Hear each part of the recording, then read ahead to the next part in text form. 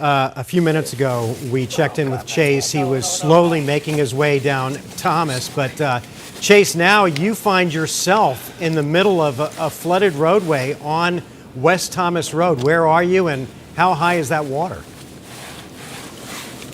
I'll tell you, it is pretty high. The nearest intersection that we are, again, like you said, we're on Thomas Road. We are heading west. We're actually, Desert Sky Mall is right down the road from us, so we're close to 74th Avenue.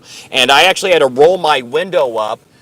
The water is so high, cars driving by are actually getting water kicked up into the car, so we had to roll the window up. But you can just see how high it is. You can't even make out the sidewalk that's supposed to be right there. You can also see the hail that's been piling up. We've been seeing a good stretch of that in this area. And then as I can kind of try to show you here, there's a car that's trying to get past through us right here. They have appears to be some hail on their car, but it really is just piling up right there on the right side of the lane. That's why everyone's trying to get it either into the center or far left lane right here. But you can just see that water accumulation really kicking up. I also saw on 71st Avenue heading north from Thomas, it looked like the entire roadway was flooded. You couldn't even make out the street at all. That's how much water was up there. And as I mentioned, you can also see that hail that's been pushed up to the side of the road. It's also in the center median right over here. You can see, actually, look at how piled up that is. That looks to be almost like a foot tall. You can see those cars are trying to cruise through. Okay, and it looks like at this section of Thomas, again, we're approaching, as I look at the GPS right here, 75th Avenue. It looks to be a little bit better. But that we've just been seeing this for the last couple blocks now. That water seems to be getting higher and higher the further west on Thomas that you go. But you can just see it right there, almost up to the sidewalk right there with that water flowing through. But it does appear to be getting a little bit better. It also looks like it has stopped raining in this section. So right now, people are just dealing sort of with the aftermath of that hail that came down and also the flooded roadways that we are now seeing. I mean, definitely the aftermath of that storm on the surface streets, but it's a whole other thing when it happens on the freeway, which is what we're seeing now. Chase, thank you very much. We're going to go now to some live pictures there of the I-10. This is I-10 East at 75th Avenue there, and you can see so much water has collected there that it is now down to just a few lanes there. On the left side, those drivers are navigating that pretty well. It looks like we have some emergency crews already on scene there with the flashing lights, and so they're helping to direct those cars around all of that water that has ponded there. And it just makes you wonder, you know, are they going to decide to maybe shut the I-10 down for a period of time until they can get that water to recede there? So we're still waiting to hear back from authorities on whether or not that decision will be made, but definitely not a good time for this to be happening. We're at 6:18, so a lot of folks were still on the way home from work and from school and trying to make it home for dinner, and they're going to be stuck in this. I can't even imagine what the backup looks like there at that stretch there at I-10. So that's I-10 eastbound at 75th Avenue. And just a second ago, we were live with Chase Go Lightly, and he was headed west on Thomas. He's like at 75th Avenue, somewhere in that area, headed towards Desert Sky Mall, where they've had a roof collapse. And a lot of people have either had a phone call or their GPS is telling them to get off the freeway if they're on Thomas, because Thomas Road itself is bumper to bumper right now because so many people have gotten off the freeway there. Yeah. So yeah, probably a lot of the detours that people are trying to make right now are putting them back into even more traffic there on the surface streets. You can see all that traffic is squeezing over to the far left lane as it tries to get past that flooding, and then as soon as they get past the underpass where the flooding is happening, then they'll come back over and start using all the lanes. So a tricky situation at a bad time, the peak of rush hour this afternoon with all those people trying to get home, and it's just, the conditions are not great. Let's bring in meteorologist Lindsay Riley. And Lindsay, what's the latest on this storm? Where is that cell right now? It is to our north. It's up near Cave Creek. It has weakened enough, no longer severe, not really tracking a hail core with it, but you can see it did put down a lot of rain. There's some spots that have put down an inch of rainfall, and that's why we're seeing all that flooding out on the I-10 right now near 75th Avenue. But we're also seeing those piles of hail that Chase was showing us. So we literally saw accumulating hail of a couple of inches on the side of the road. But right now you're taking a look at the I-10 and 75th Avenue. It looks like the far lanes, the far left lanes are not flooded, but the ones closer to the shoulder are. And just traffic is moving very, very slowly. I can show you the latest radar because there is a second storm that we're going to have to be on the lookout for.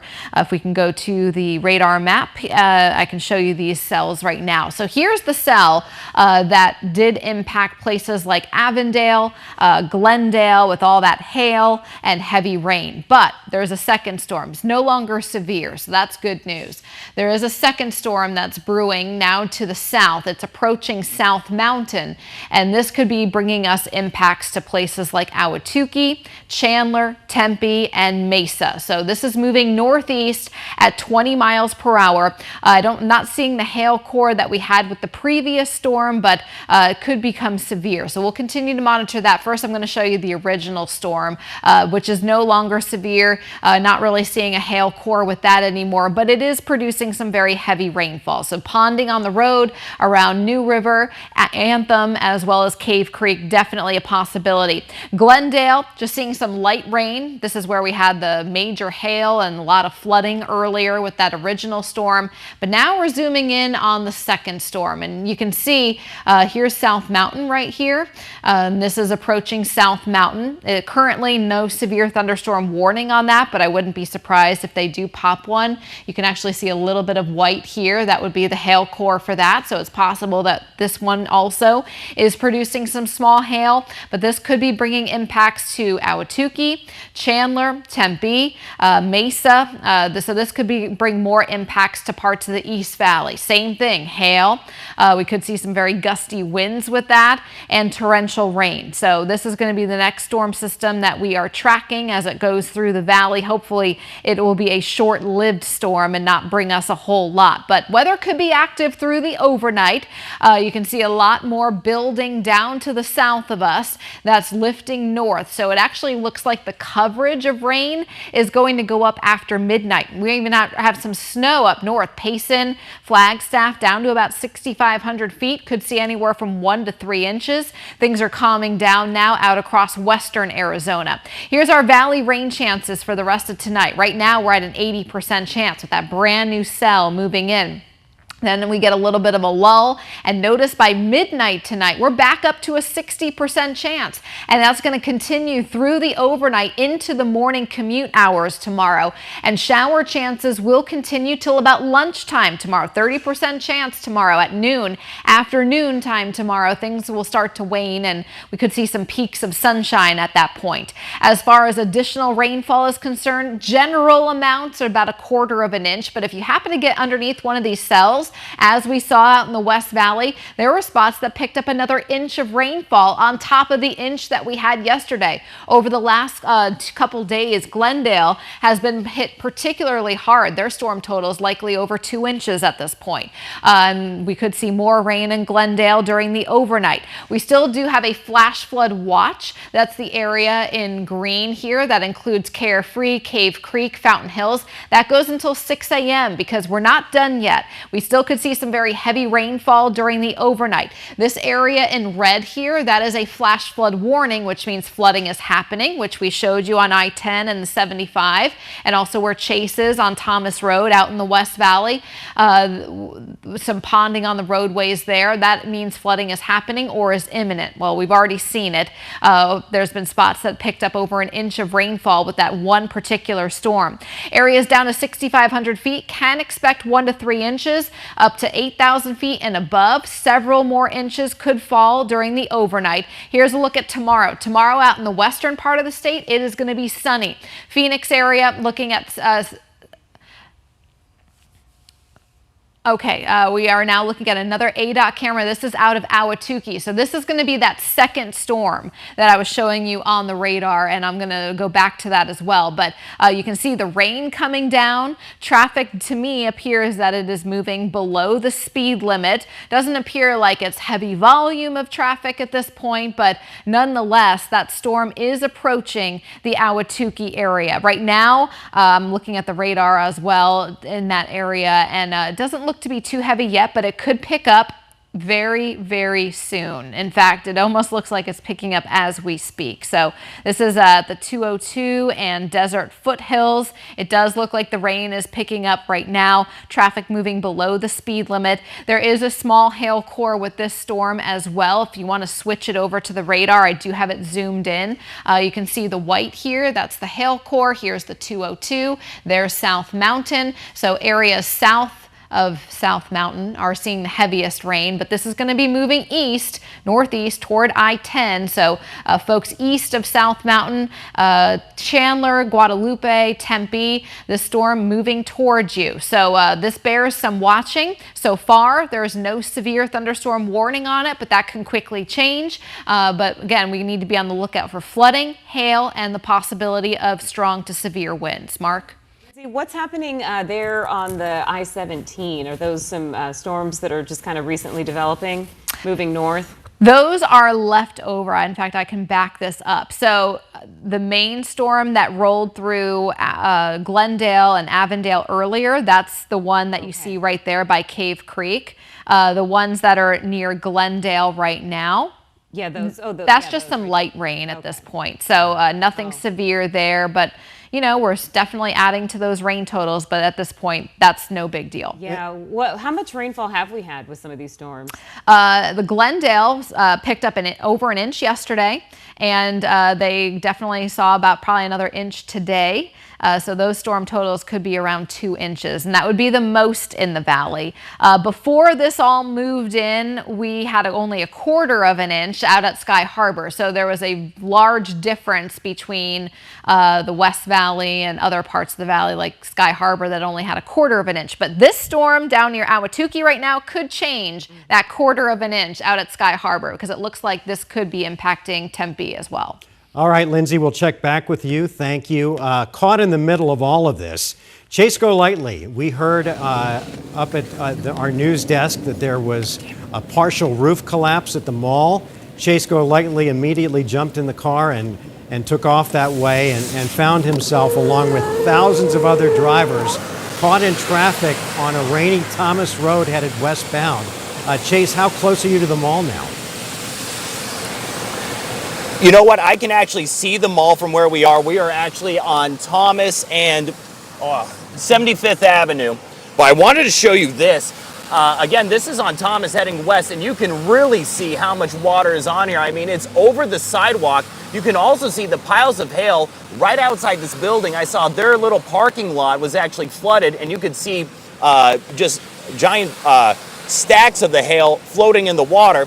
I can also show you this right here of people trying to go through the intersection. I'm gonna have to roll up our window here in a second once we're able to get through, but you can see it is really piled up here right in the intersection. When we were on our way to Desert Sky Mall to look into that partial roof collapse, we actually got a notification on our GPS warning us that part of Thomas is closed. It didn't give a specific reason why, but just looking out your window, I'm assuming it has something to do with all this rain that's accumulated on the side of the road here. And you can even see with this van, only appears to be a couple inches up on the tire here. But again, this has been going on for, I want to say, more than a mile from what we've been able to see and what you've been able to see. And also, I believe we have Sky 12 above. Are they above the mall right now? Hopefully able to give us a look at that partial roof collapse. So this is a look at the mall. We're trying to get to that partial roof collapse. Like I said, the last information I got was from Captain Todd Keller with the Phoenix Fire Department. That was about, I want to say, 30 minutes ago. He was on his way to the scene, but said, hey, I'm getting stopped in traffic with everything going on. What we know is that it was a partial roof collapse. We're still trying to determine what part of the mall it was in. They also said that at this time they have no reports of injuries, and they're just waiting to get to the scene to check it out themselves. Of course, you already have fire crews here, and here we're about to go through the light right now. But as long as we stay on that chopper shot, So we are Chase- now actually approaching the mall. So, oh, go ahead. Yeah, Chase, no, we're saying we're looking at those live images right now. And just as you said, there are several emergency crews there, fire, police there at the mall. Our camera's trying to zoom in to an area that they think maybe this roof collapse has occurred. From what I'm seeing, I can't really make out. There's no visible we don't- damage. Yeah, there's from no from our viewpoint. Right, exactly. We can't really make out what it is that they're looking at. Just say turn left. again, based on the shot that we have here. But again, we're waiting to learn more from fire and police on what it is that they're responding to there. But like Chase said, no reports of any injuries right now. We don't know what part of the mall that roof supposedly collapsed. So again, we're going to continue to stay in touch with fire and get more information on that. All right, we'll continue our coverage Yep. of today's massive storms over the valley, different parts.